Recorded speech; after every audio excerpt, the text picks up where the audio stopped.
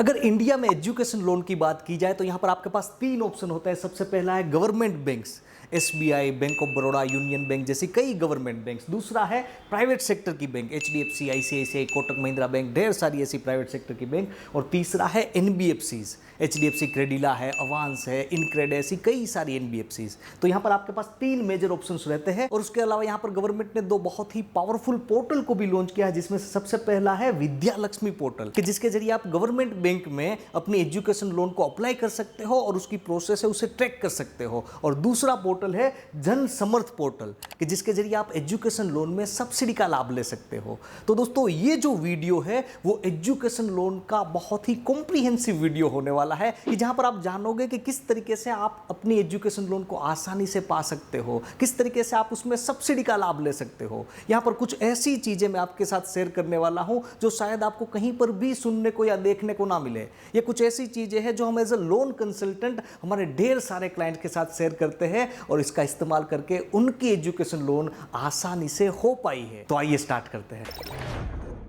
तो यहां पर सबसे पहले हम लोग देखते हैं कि working of an education loan, यानी कि एजुकेशन लोन किस तरीके से एक्चुअली काम करती है। हो सकता है कि इसके बारे में आपको पता है, लेकिन यहां पर मैं जो भी छोटी छोटी चीजें बोलूं उसको आप अच्छे से समझिएगा, क्योंकि यहां पर ये जो छोटी छोटी चीजें उसका बहुत ही इंपॉर्टेंस होता है। और अल्टीमेटली अगर आपको ये पता होगी तभी ना कहीं आप इन्फॉर्म्ड डिसीजन ले पाओगे। तो यहां पर किस तरीके से एजुकेशन लोन काम करती है, मानिए कि जो कोर्स के लिए आपने एजुकेशन लोन लिया है वो कोर्स का जो ड्यूरेशन है वो 3 साल का है। अब अच्छे से समझिएगा, ये 3 साल तक आपकी बैंक आपके बिहाफ पे आपकी जो इंस्टीट्यूट होगी उसको पैसे देगी। यानी कि 3 साल तक कंटिन्यूअसली जब जब भी आपकी फीस का इंस्टॉलमेंट आएगा तब तक आपकी बैंक यहां पर आपके इंस्टीट्यूट को पेमेंट करेगी। यहां पर जब तक आपका कोर्स का ड्यूरेशन चल रहा है, जब तक आपका स्टडी चल रहा है, आपको आपकी बैंक को एक भी पैसा देना नहीं है। आपको कुछ भी रीपेमेंट यहां पर करना नहीं है। जब तक कोर्स का ड्यूरेशन है तब तक केवल और केवल आप अपनी बैंक से पैसे लोगे, आप उनको कुछ भी पैसा दोगे नहीं जब तक आपका कोर्स का ड्यूरेशन चल रहा है तब तक। ये एजुकेशन लोन का बेसिक मैकेनिज्म होता है। अब जैसे ही आपका कोर्स का ड्यूरेशन खत्म होता है तो यहां पर बैंक क्या बोलेगी कि चलिए अभी आपने जस्ट अपना एजुकेशन कंप्लीट ही किया है, तो हो सकता है कि आपको अच्छी जॉब ढूंढने में या अपना बिजनेस सेटअप करने में 6 महीने, 8 महीने या 1 साल तक का टाइम लग जाए। यानी कि बैंक ये मानेगी कि हो सकता है कि एजुकेशन आपका कंप्लीट होने के बाद 6 महीने से लेकर के 1 साल तक आप अपने जो लोन का जो रीपेमेंट है, लोन का जो ईएमआई आता है, वो हो सकता है कि आप ना भर पाओ। इसीलिए हर एक एजुकेशन लोन में यहां पर मोरेटोरियम पीरियड दिया जाता है। मोरेटोरियम पीरियड को बोलते हैं रीपेमेंट हॉलीडे पीरियड भी बोलते हैं, इसको ग्रेस पीरियड भी बोलते हैं, कि जहां पर आपको अपनी बैंक को कुछ भी पैसा देना मैंडेटरी नहीं होता। इससे क्या होगा कि एजुकेशन आपका कंप्लीट जैसे ही होगा उसके तुरंत बाद आपके ऊपर ईएमआई का बर्डन यहां पर नहीं आएगा। ये एक बहुत ही इंपॉर्टेंट ये प्रावधान किया जाता है एजुकेशन लोन में। लेकिन बहुत ही इंपॉर्टेंट बात, इसको अच्छे से समझिएगा, अगर आपने कोई प्राइवेट सेक्टर की बैंक या एनबीएफसी से लोन लिया है तो वो आपको एक और ऑप्शन देंगे। वो आपको बोलेंगे आप हर साल जितना भी एजुकेशन लोन आपने लिया है उसका जो इंटरेस्ट आता है केवल और केवल आप चाहे तो वो इंटरेस्ट पे कर सकते हो। यानी कि अगर आपने पहले साल 2 लाख का एजुकेशन लोन लिया है तो वो 2 लाख का जो इंटरेस्ट आता है वो पहले साल के एंड में भर दीजिए। दूसरे साल अगर आपने 4 लाख का एजुकेशन लोन आपने ऑलरेडी डिस्बर्स कराया है तो 4 लाख का जो इंटरेस्ट आता है वो 2 साल के एंड में आप भर दीजिए। वो आपको ये ऑप्शन देते हैं और उसका रीजन क्या है वो भी आप आगे यहां पर आप जानोगे। लेकिन एज अ स्टूडेंट आपके लिए समझना बहुत ही जरूरी है कि आपके पास कौन कौन से ऑप्शन बचते हैं। सबसे पहला कि आप 4 साल तक कुछ भी ना भरें, कुछ भी ना भरे, 5वें साल से अपना रीपेमेंट चालू करें, पहला ऑप्शन। दूसरा ऑप्शन ये रहता है कि आप 3 साल तक कुछ भी ना भरे, जब तक आपका कोर्स चल रहा है तब तक कुछ ना भरे। चौथे साल जब आपका मोरेटोरियम पीरियड चालू हो उस टाइम पे केवल और केवल आप अपना इंटरेस्ट भरे, ये दूसरा ऑप्शन है। तीसरा ऑप्शन ये है कि आप चाहो तो हर साल जो भी इंटरेस्ट आता है अपने एजुकेशन लोन में वो भर सकते हो। तो ये 3 मेजर ऑप्शन यहां पर आपके पास अवेलेबल होते हैं। अब यहां पर देखते हैं कि जब मोरेटोरियम पीरियड खत्म होता है उसके बाद क्या होता है। तो यहां पर जैसे ही आपका मोरेटोरियम पीरियड खत्म होता है उसके बाद बैंक आपको 10 से 15 साल का टाइम देती है आपको अपनी एजुकेशन लोन को चुकाने में, वापस रीपेमेंट करने में। यानी कि आपके पास कितना रीपेमेंट पीरियड रहता है, 10 से 15 साल तक का। यानी कि अगर आपने 3 साल का कोर्स ड्यूरेशन है, 1 साल का मोरेटोरियम पीरियड है और 10 साल का आप रीपेमेंट पीरियड लेते हो तो टोटल आपकी लोन का टेन्योर कितना होगा, 3 + 1 4, +10 यानी कि 14 साल का आपका टोटल रीपेमेंट पीरियड रहेगा। अब यहां पर अच्छे से समझिएगा दोस्तों, गवर्नमेंट बैंक और एनबीएफसी की जो लोन होती है उसमें क्या मेजर डिफरेंस होता है।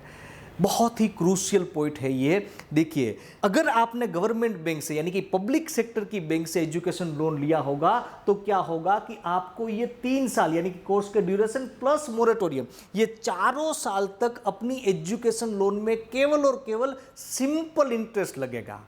यहां पर आपको कंपाउंडिंग इंटरेस्ट नहीं लगेगा। लेकिन अगर आपने कोई एनबीएफसी से लोन लिया है तो यहां पर क्या होगा, आपको पहले साल से कंपाउंडिंग इंटरेस्ट चुकाना पड़ेगा।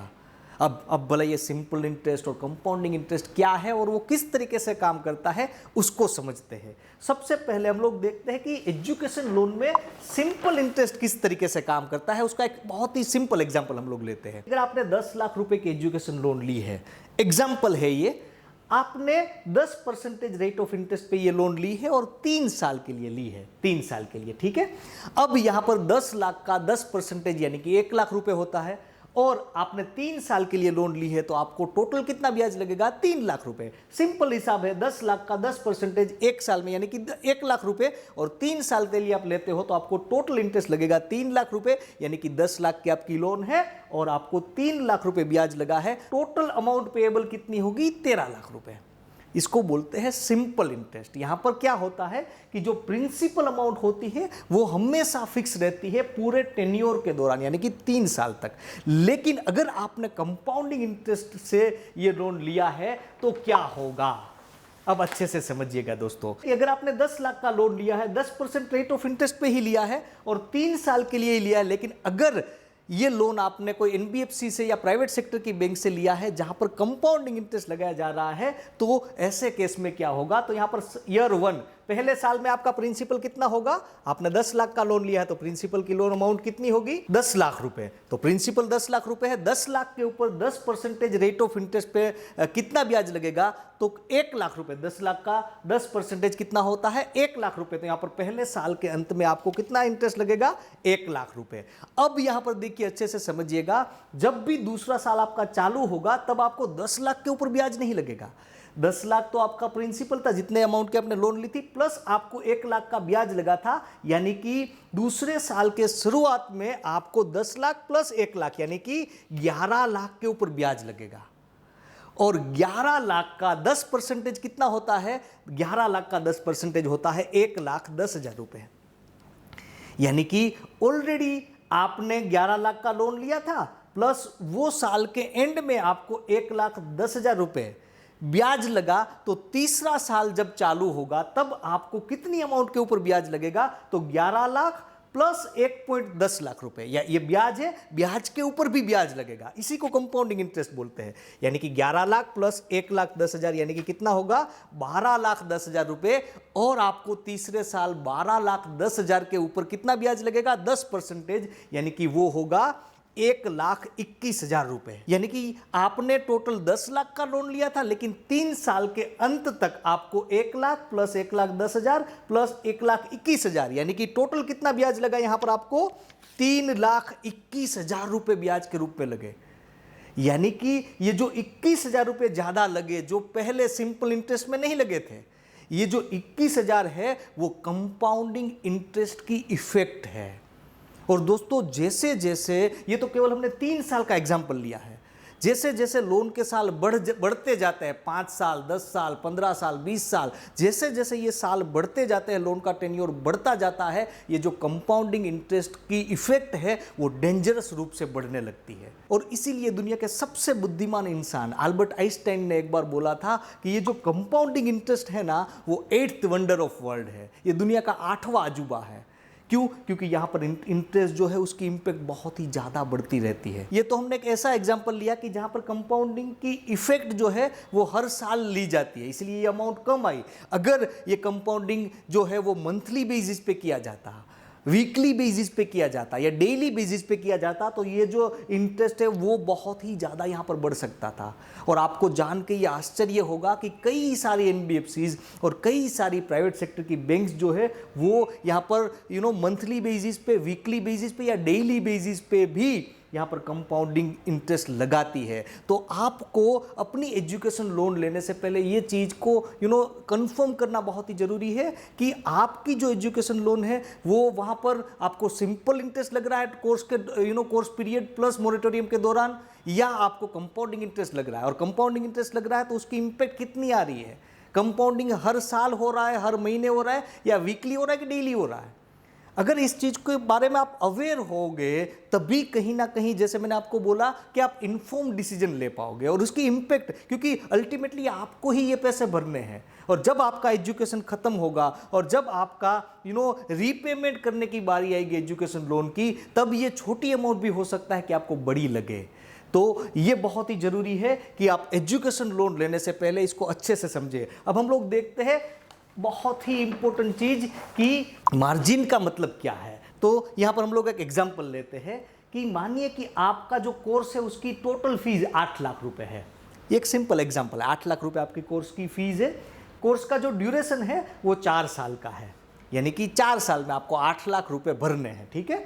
और टोटल सेमेस्टर है 8 सेमेस्टर, यानी कि पर सेमेस्टर आपको 1 लाख रुपए फीस भरनी है। 8 सेमेस्टर है, पर सेमेस्टर आपको 1 लाख रुपए फीस भरनी है। अब यहां पर मार्जिन किस तरीके से काम करता है।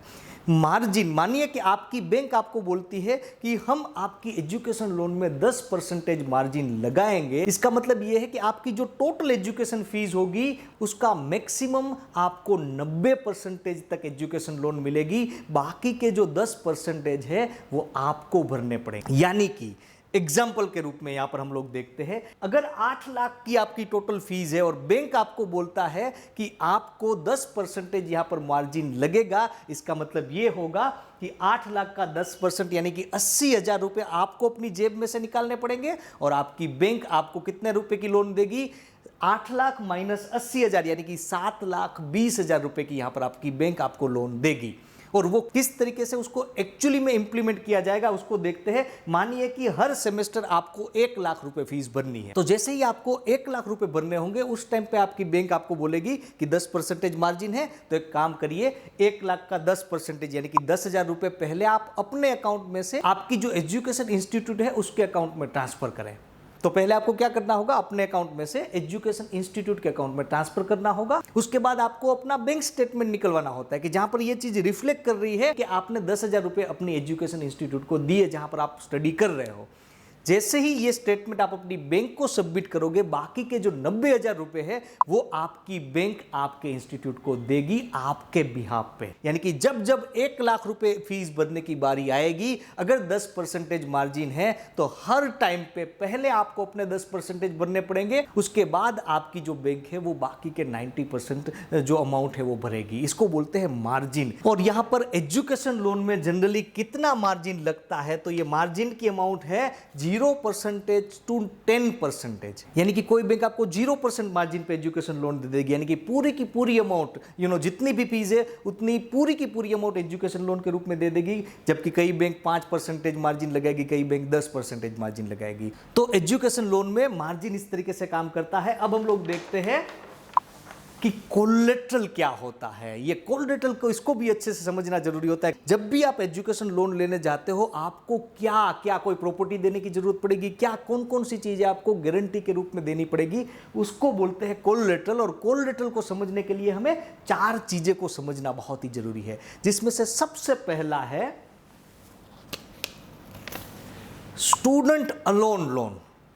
यानी कि ऐसी लोन की जहां पर आपके साथ कोई भी को बोरोवर नहीं रहेगा, को एप्लीकेंट कोई भी नहीं है, केवल और केवल स्टूडेंट ही है। अगर आप एजुकेशन लोन लेने जा रहे हो आपके साथ कोई भी बंदा नहीं होगा, आपके फादर नहीं होंगे, आपके मदर नहीं होंगे, कोई नहीं होगा, केवल और केवल आपको लोन दी जाएगी, आपको कोई प्रॉपर्टी भी नहीं देनी होगी। इसको बोलते हैं स्टूडेंट अलोन लोन। लेकिन दोस्तों ये लोन केवल और केवल उन्हीं लोगों को मिलती है जो स्कॉलर की कैटेगरी में आते हैं। यानी कि IITs में आपका एडमिशन हो रहा है, NITs में हो रहा है, या IIM में एडमिशन हो रहा है। ऐसी टॉप नोच जो इंस्टीट्यूट है, टॉप नोच जो यूनिवर्सिटीज़ है, जहाँ पर आप अपना एडमिशन ले रहे हो, तभी जाके यहाँ पर आपको स्टूडेंट अलोन कैटेगरी में लोन दी जाएगी। तो बाकी लोगों के लिए यहाँ पर कौन कौन से ऑप्शन बचते हैं, तो यहाँ पर दूसरा है parents as a joint borrower, यानी कि यहां पर आपके जो पेरेंट्स होंगे वो जॉइंट बोरोर रहेंगे, यानी कि कल अगर आप अपनी एजुकेशन लोन का रीपेमेंट अच्छे से नहीं कर पाते तो आपके पेरेंट्स के ऊपर ये जवाबदेही रहेगी कि आपकी एजुकेशन लोन को रीपे किया जाए। तो यहां पर पेरेंट्स जॉइंट बोरोर रहते हैं, दूसरा ऑप्शन रहता है। तीसरा ऑप्शन क्या है यहां पर? तीसरा है थर्ड पार्टी गारंटर, यानी कि आपको बैंक आपकी बोलेगी कि आप तो लोन में हो ही, आपके पेरेंट्स को भी हम लोग जॉइंट बोरोर में रखेंगे, लेकिन उसके अलावा अगर आपको लोन चाहिए तो कोई और थर्ड पार्टी गारंटर भी हमें चाहिए। यानी कि अगर आप अपनी लोन का रीपेमेंट नहीं करते, आपकी फैमिली ऐसा बोलती है कि हम लोग ये लोन को नहीं भर पाएंगे, तो कोई थर्ड पार्टी हमें चाहिए कि जो आपकी लोन की गारंटी लेगी। इसको बोलते हैं थर्ड पार्टी गारंटर। और चौथा है यहां पर जिसको बोलते हैं कोलेटरल सिक्योरिटी, यानी कि बैंक आपको बोलेगी कि चाहे आप लोन में रहे, आपके पेरेंट्स लोन में रहे, थर्ड पार्टी गारंटर भी रहे, लेकिन अगर आपको लोन चाहिए तो कोई ना कोई इमूवेबल प्रॉपर्टी दीजिए, यानी कि कोई residential property, commercial property, industrial property, या कोई भी फिक्स डिपॉजिट या इंश्योरेंस पॉलिसी, ऐसी कुछ ना कुछ कोलेटरल सिक्योरिटी चाहिए, तभी जाके हम आपको यहां पर लोन देंगे। तो जब भी आप एजुकेशन लोन लेने जाओगे तो बैंक आपको ये चार में से कोई ना कोई ऑप्शन देगी। हो सकता है कि अगर आप बहुत ही ब्राइट स्टूडेंट हो, स्कॉलर हो और इंडिया की टॉप नॉच इंस्टीट्यूट में आप अपना एडमिशन ले रहे हो, तो आपको अकेले के दम पे यहाँ पर लोन दी जाएगी। आप कई YouTube वीडियोस में भी देखोगे कि जहाँ पर आपको बोला जाता है कि केवल और केवल स्टूडेंट लोन के बेस पे ही लोन लेना चाहिए, अपने पेरेंट्स को लोन स्ट्रक्चर पे नहीं रखना चाहिए। लेकिन अगर आप स्कॉलर की कैटेगरी में नहीं आते तो ये हो नहीं सकता कि आपको केवल और केवल स्टूडेंट अलोन के बेस पे यहां पर लोन दी जाए। बैंक हमेशा ये प्रीफर करेगी आपके जो पेरेंट्स है उसे एज ए जॉइंट बोरोर लिया जाए। और तीसरे केस में अगर आपकी लोन की अमाउंट जैसे जैसे बड़ी होती जाती है वैसे वैसे यहां पर कोलेटरल की डिमांड भी बैंक आपसे करेगा। नॉर्मल सिनारियो में गवर्नमेंट बैंक में जैसे एसबीआई की बात की जाए तो यहाँ पर क्या देखा गया है कि 7.5 लाख रुपए तक की लोन में आपको कोई भी कोलेटरल सिक्योरिटी की देने की जरूरत नहीं होती। अगर आपकी लोन की अमाउंट 7.5 लाख रुपए या उससे ज़्यादा की होती है तभी जाके यहाँ पर आपको कोलेटरल की डिमांड बैंक करती है।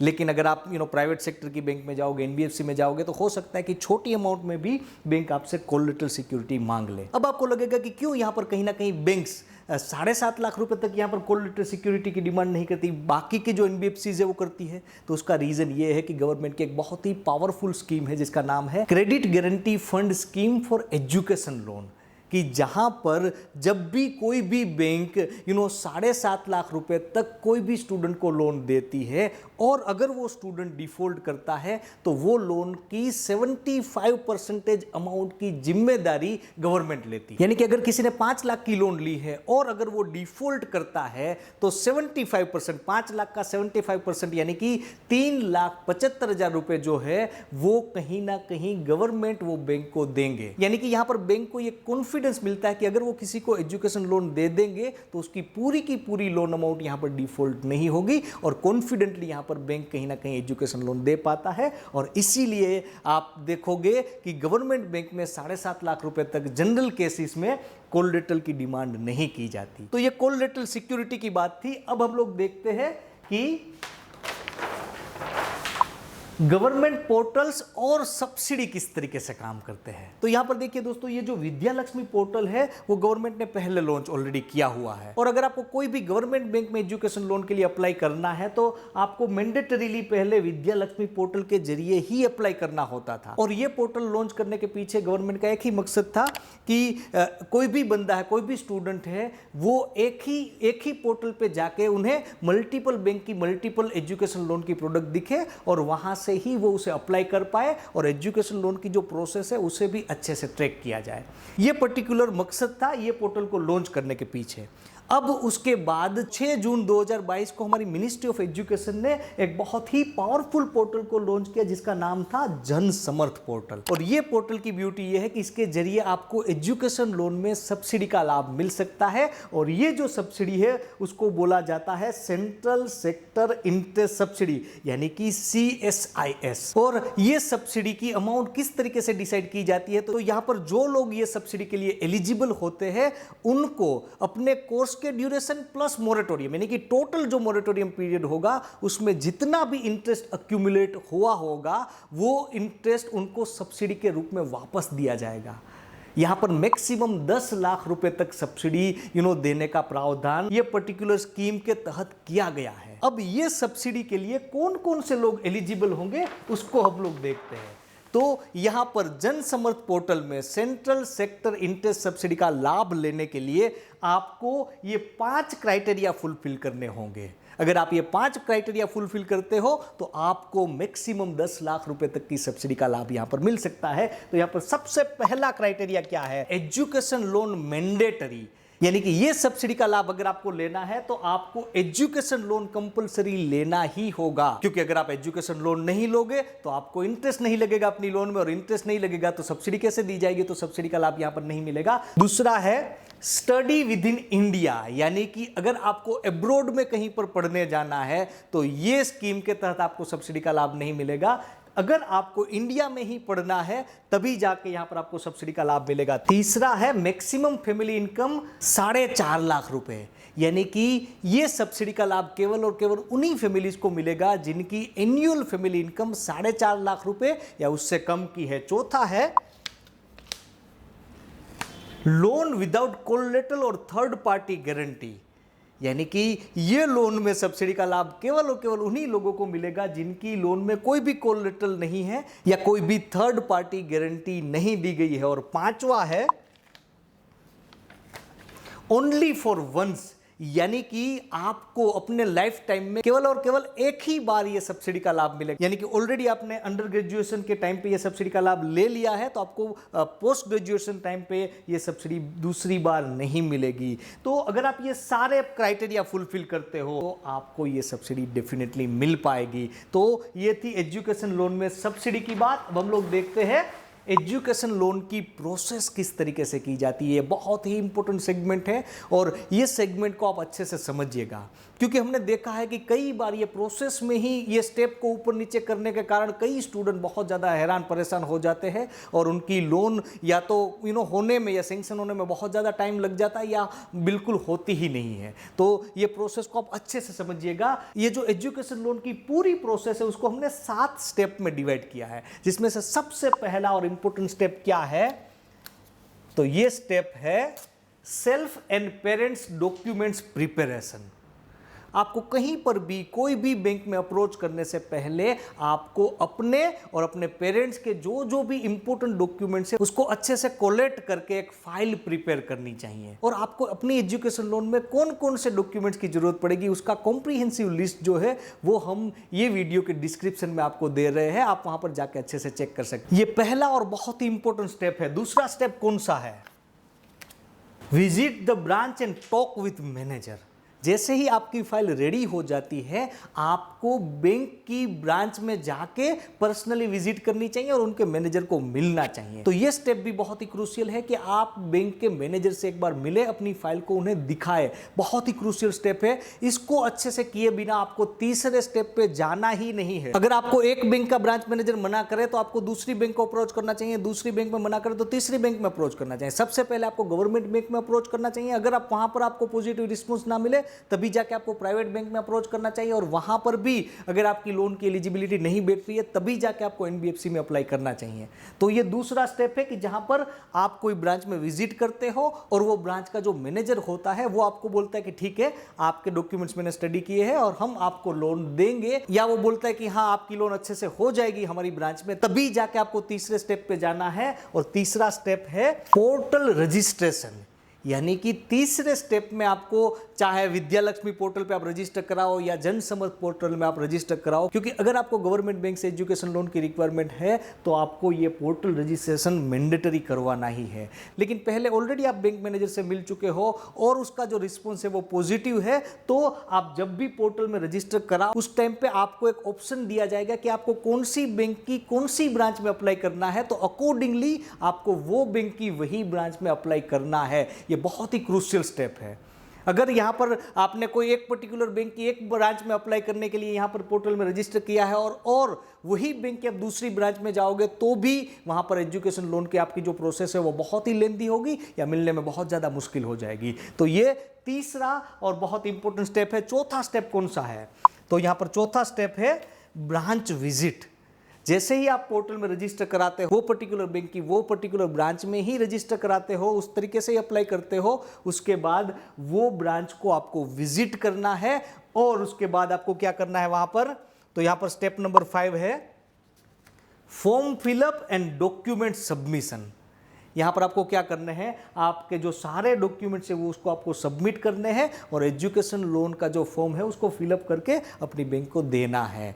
तो ये 5वां स्टेप है। उसके बाद 6ठा स्टेप क्या है, क्वेरी रिजोल्यूशन इफ एनी। यानी कि जैसे ही आप अपने एजुकेशन लोन को वो बैंक में सबमिट करोगे, हो सकता है कि आपकी बैंक जो है वो आपको कोई क्वेरी दे। वो आपको बोल सकती है कि मुझे आपके एजुकेशन इंस्टीट्यूट के फलाने फलाने डॉक्यूमेंट्स की रिक्वायरमेंट है। आपकी बैंक ऑलरेडी आपका, आपके पेरेंट्स का और जो थर्ड पार्टी गारंटर आप दे रहे हो उन सब का सिबिल निकालती है, सिबिल रिपोर्ट निकालती है। उसमें भी कहीं ना कहीं उसको कोई भी क्वेरी लगती है तो वो क्वेरी आपको देती है और आपको वो क्वेरी का रेजोल्यूशन करना है। ये स्टेप का भी बहुत ही इंपॉर्टेंस है। बैंक आपको जो जो भी क्वेरी देता है उसको आपको अच्छे से यहाँ पर कहीं ना कहीं रेजोल्यूशन करना है। और ये 6ठा स्टेप आप अच्छे से फुलफिल करोगे तो 7वें स्टेप में क्या होगा, आपकी एजुकेशन लोन को सैंक्शन और डिसबर्स किया जाएगा। तो ये टोटल 7 स्टेप है और ये 7 स्टेप को आप अच्छे से समझ के फॉलो करते हो तो आपकी एजुकेशन लोन कहीं ना कहीं आसानी से सैंक्शन और डिसबर्स हो पाएगी। अब हम लोग देखते हैं एजुकेशन लोन में ये जो गवर्नमेंट बैंक है, प्राइवेट सेक्टर की बैंक है और एनबीएफसीज है, उसमें से टॉप 5 कौन कौन सी है। यानी कि टॉप 5 गवर्नमेंट बैंक कौन सी है, यानी कि जिनको आपको सबसे पहले अप्रोच करना चाहिए। टॉप 5 प्राइवेट बैंक्स कौन सी है और टॉप 5 एनबीएफसीज कौन सी है कि जिनको आपको अप्रोच करना चाहिए। तो यहां पर हम लोग सबसे पहले देखते हैं टॉप 5 गवर्नमेंट बैंक्स।